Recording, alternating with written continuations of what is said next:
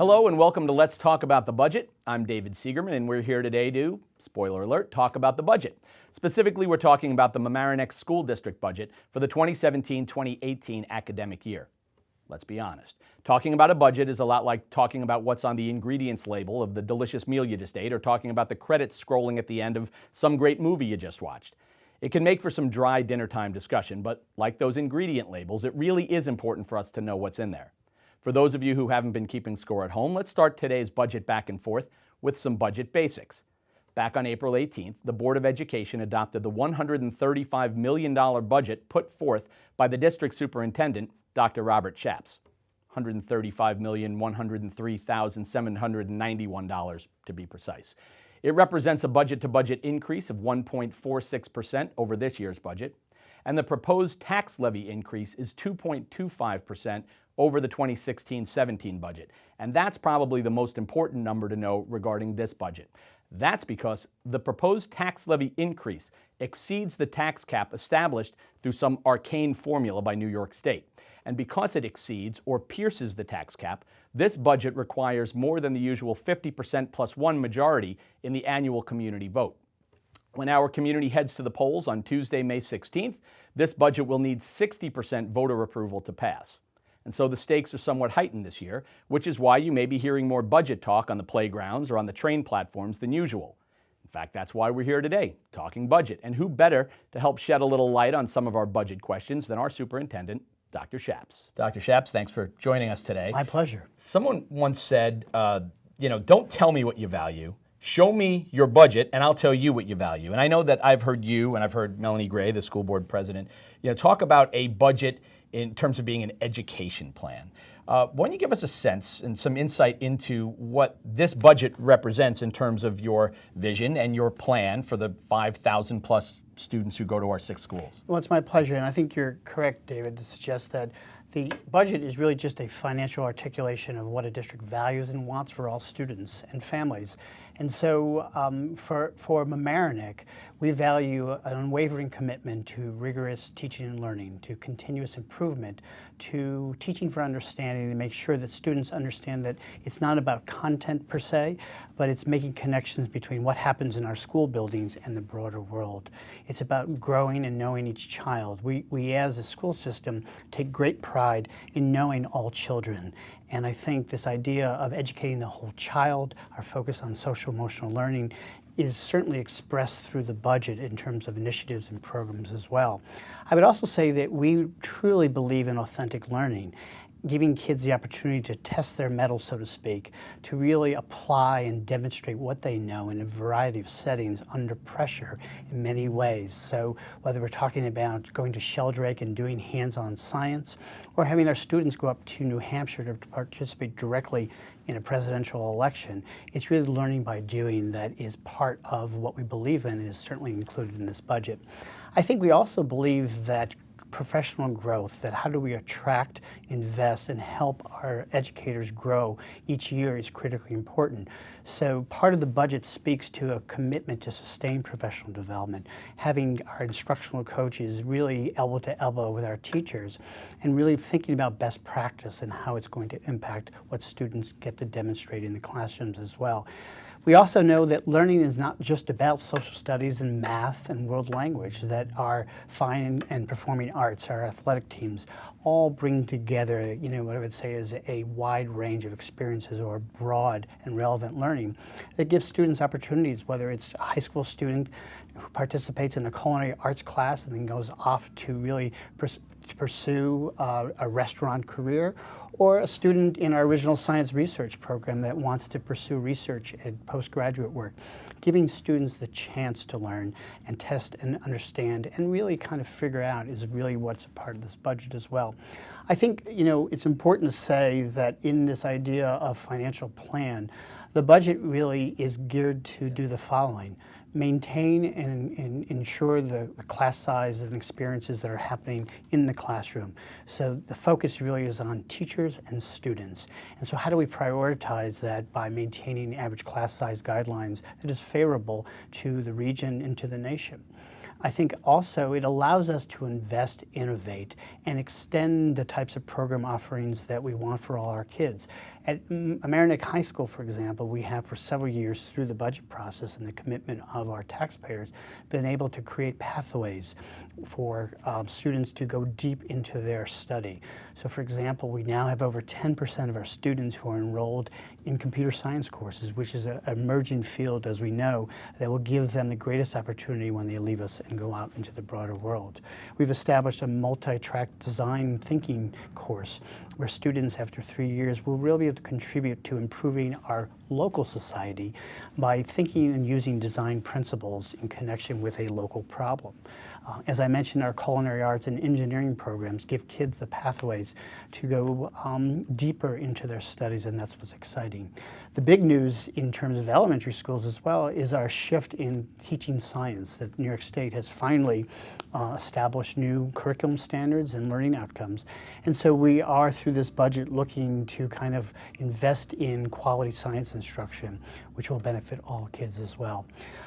As I said earlier, that it is about knowing each and every child, and so thinking about individualizing learning through our student support services programs and making sure that meeting students where they're at is incredibly important. So part of what this budget contains is really the additional support to provide the programs and services that meet the individual learning needs of all students as well.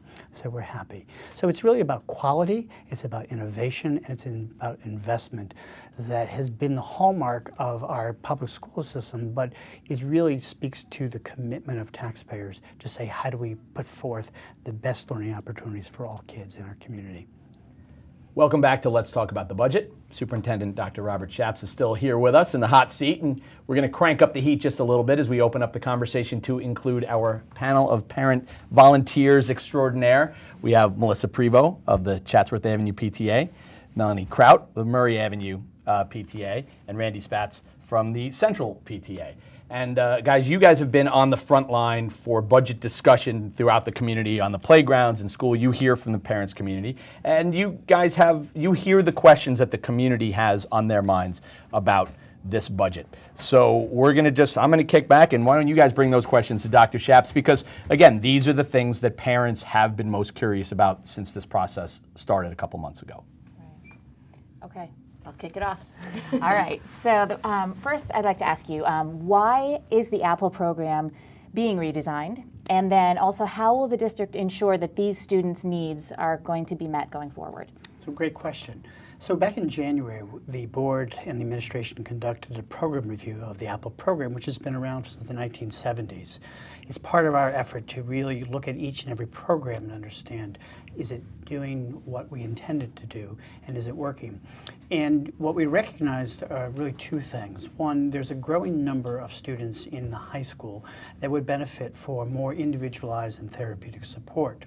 Similarly, the students, 35 or really 45 students in Apple program, are really at this point enrolled in the same high school courses and really face the same graduation requirements about Regents exams. And so one of the recommendations of many was to think, could we redesign the Apple program, reach more students in the high school, and provide the individual level of academic and therapeutic support for a greater number of students? So our recommendation was to rethink about Apple. How do we support the transition for the 35 students who are coming back to high school as juniors, seniors, and sophomores?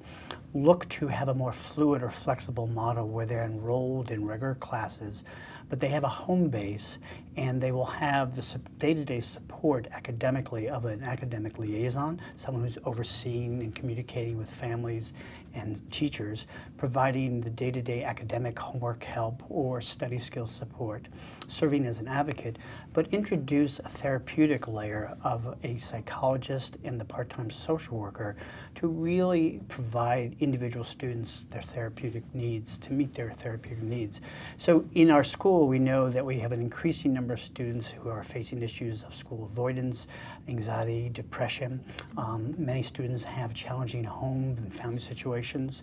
And so what we want to do with not only our 35 Apple students, but thinking more about other students within the high school, is find a home for them, give them the individual support, continue with small class sizes, but reach more students. And so we think it's going to benefit more students, but still maintain what I would say the intimate or family-like culture of an alternative kind of program. So it's how do we take what I would say is the qualities of what has been successful in this program for a very long time and rethink it and provide more individual support.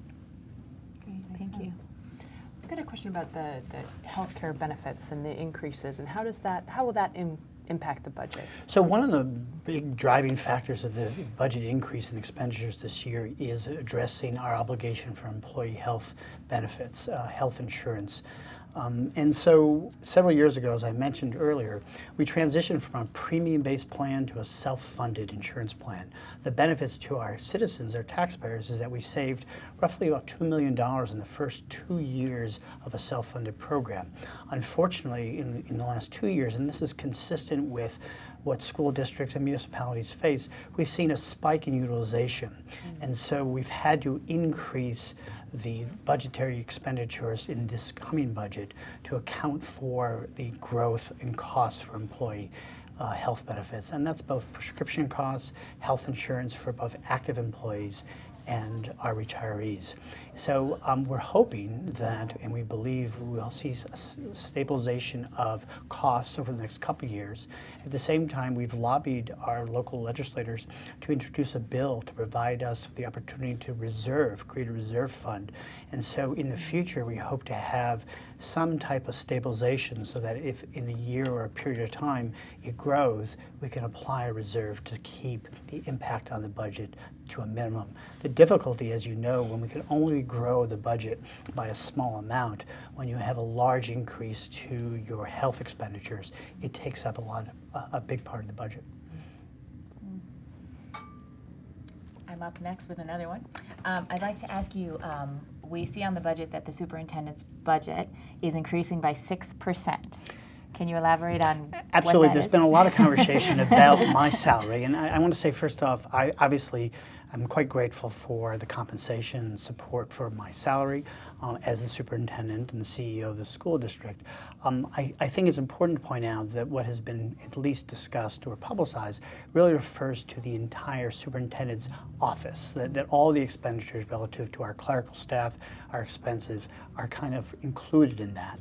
And so it's important to point out that my salary, which is unchanged in next year, is not reflected by the budget of all the expenditures, but it does include everything from supplies to materials to clerical support, including my salary. So that's important. And it is also, I need to interject that it is also that your salary is on the low end of the superintendents in this area, and I think taxpayers need to know that. So. Well, I appreciate it, having the opportunity to serve as superintendent, and I certainly appreciate the financial support and commitment by the Board of Education. Much deserved. Absolutely.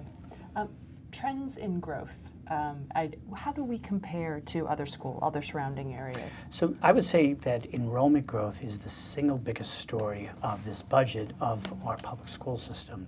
Many of our surrounding school districts have seen steady decline in enrollment on an annual basis, whereas the communities of Amerenik, Ryeneck, and Rye stand out as having what I would say is a steady increase in total number of students. On one hand, you have to say, what are we doing that's going well, because it's reflective of more students and families joining our community and accessing the public school. At the same time, we've grown by 12% since 2010. Under the tax cap, which limits our ability to grow the budget, we've had the last 5 years about 7.3% growth, which is equal to about 462 additional students. So the phenomenon is such that our per pupil expenditure is going down, despite the fact that our budget is increasing by about 1.6% over the last 5 years. Overall, I think we have to say, how does increasing enrollment impact the day-to-day experience in our classrooms? We've made a commitment to maintain favorable class size averages. So part of this budget budget is to include for and account for more teachers, including contingency staffing. You see, if we see any of our grade levels at a higher level than what parents expect and what we support. So I think the good news is that central to the budget is this focus on prioritizing the classroom. That translates to hiring more teachers, providing the resources and materials for their day-to-day work, and really trying to maximize how they can help students learn, but minimize the increase of the budget. So the overall story that we've been talking about and really tracking the last several years is how is the impact of more students and more families really, in some ways, contributing to our commitment to grow the budget while we maintain the quality of our educational experiences. So it's a challenge, it's a good challenge, but we are mindful of really staying proactive in terms of looking ahead, estimating what will next year's enrollment be. But we do see for the foreseeable future continued growth in our student population. And speaking of growth and how growth is always good, when it comes to tax dollars, growth may not be perceived as good. So at the end of the day, though, how does going over the tax cap, how will that affect the amount of school taxes our families will pay? So the interesting thing is that we have been financially responsible under the tax cap law to minimize the growth of the budget. I want to step back for a minute and say that in the first year of the tax cap law, the levy law, we were considerate of the impact on the tax rate by raising the budget or the levy to our maximal allowable limit. And every year since then, we've been kind of making up in terms of how do we increase the budget and the levy, but be mindful of the impact on the taxpayers, to the point where we have saved the taxpayers probably about at least $1.7 million in tax levy to support this particular budget if we had started from the beginning. But it's been a cumulative effect of about $14 million less levy over the last 5 years. Now taking that and looking at the current budget and the tax rate, the good news here to some degree is a sense that our total valuation of all properties in the town has increased, and the tax rate for the individual tax rate is going down almost to the point of 1%. So we're going from a tax rate per thousand of in the current budget of $13.41 down to $13.28 per $1,000 of assessed valuation. So while I can't say what it means to the individual taxpayer, I can say that because of the lowering of the tax rate, for some of our citizens, we'll see actually a decrease in their tax bill to support this budget. And that's important because we have been, for many years, been certainly considerate of the impact of how the taxpayer is supporting the school system, but what that means in terms of the change in the tax rate and their tax bill as well. Interesting.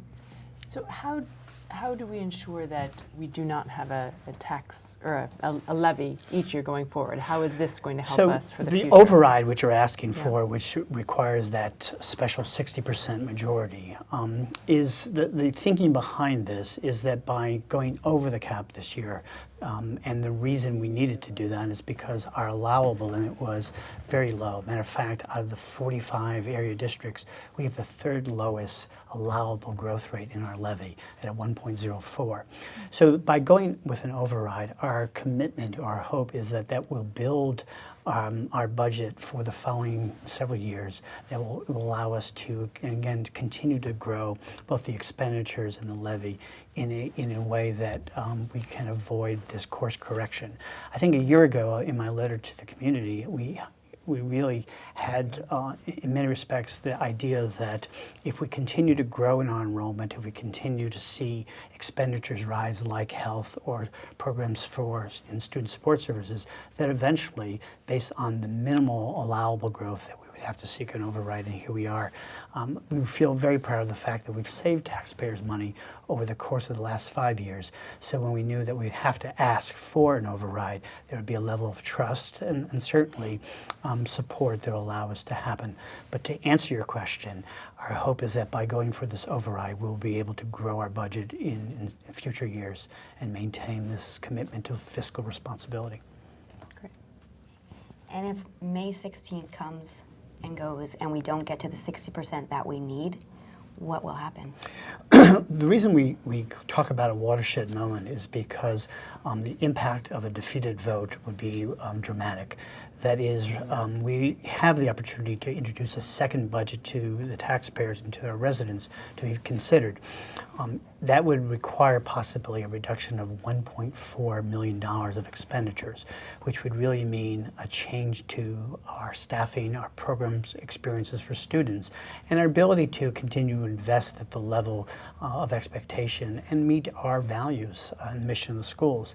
If the second budget vote were to be defeated, we would have to eliminate $2.6 million and go to a default to a contingent budget, which would mean certainly an impact on class sizes on all levels of program experience. So the short answer is that any defeated budget will require the board and administration to reconstitute a budget to consider a range or litany of program changes, staffing reductions that would further erode the quality of our school system. And I think that's what we've tried to say to our community, that we're looking to increase the budget at a minimum level to maintain and invest in the quality of our schools, knowing that a defeated vote would start to erode the quality of experience for students and really have an impact on each and every family, not only next year, but over the next several years. So recently, all 6 schools in the district, we all have PTAs that have endorsed the budget. We are very proud to support the budget. And I just want to know from you, so you can tell the greater audience, what can we as citizens do to help? Well, I think number one, I'm proud of the fact that our community members, those who are not directly affiliated with the school, and certainly parents of the school system, have provided tremendous support for our school system, our budgets each year. So the first thing I'd say is, how do we make sure that people are well informed about the facts of the budget? We have made available on our website, certainly through the budget newsletter, all the information a taxpayer needs, a resident needs to be well informed. So the first thing is, please take the time to study and to become familiar with the budget. The second thing is that we live in a democracy, and it's important to exercise your ability to vote, and really, as an informed voter, understand what's at stake. So we hope that over our 3,000 families who are part of the school system, those who are eligible to vote, will really consider the importance of what their vote means to the continued development and success of our school system, what it means to our broad community, and what it means to support a public education system at an important time in our lives in the history of our country. So I would say, certainly that get out the vote, giving people the opportunity to exercise their democratic right, but do it in an informed way so they know how each part of this budget is tied to the learning experiences of our students and their futures, the futures of thousands of students who live in this community. Great. Thank you, guys. Thank you, Dr. Schaps. Thank you. It's my pleasure. Anytime I have a chance to talk about the budget and our public schools, it really is a welcoming opportunity. So thank you for your support. Thank you for taking the time to learn and ask the difficult questions as well. So we appreciate it. Important questions. Yes. Thank you. That's going to do it for today's special budget conversation. We'd like to thank our panelists, Melanie Kraut, Melissa Prevost, and Randy Spatz, for being here and for asking the questions that parents across the community have been asking. And of course, we want to thank Dr. Robert Schaps, without whom no budget conversation would be nearly as illuminating or demystifying. Don't forget, our community votes on the 2017-2018 school budget on Tuesday, May 16th. Polls are open from 7 a.m. until 9 p.m., and all registered voters should vote at their nearest elementary school. I hope that today's conversation helped you get your head around what makes this year's budget and budget process somewhat unique. If you feel like there's still more you want to know, be sure to visit the district's website, mamkschools.org, and click through to the budget page. There is no shortage of material there to bring you fully up to speed before you vote. And please do make it a point to get out and vote on May 16th. Just 7 years ago, more than 3,500 people participated in the budget vote. Barely 1,200 have voted in each of the last 2 years. That's less than 10% of the eligible voters in our district. All politics is local, folks, and participating in the process is the least we, as taxpayers and parents and community members, can do. And just in case you forgot what this talk is really all about, we leave you with this short video produced by Emily Dombroff, chair of the art department at Mamaroneck High School. This is what a school budget determines. This is why it matters. This is Mamaroneck. We believe that offering students rich, Relevant learning experiences in real-world settings let students apply what they've learned in the classroom. Authentic learning experiences challenge students to test their hypotheses, tackle the unexpected, think deeply, and collaborate to solve problems. When learning extends beyond the classroom, magic happens. Connections are made, passion sprouts, and the unimaginable becomes possible. In Mamaroneck, our curriculum is built around hands-on, authentic learning experiences beginning in kindergarten and continuing through high school.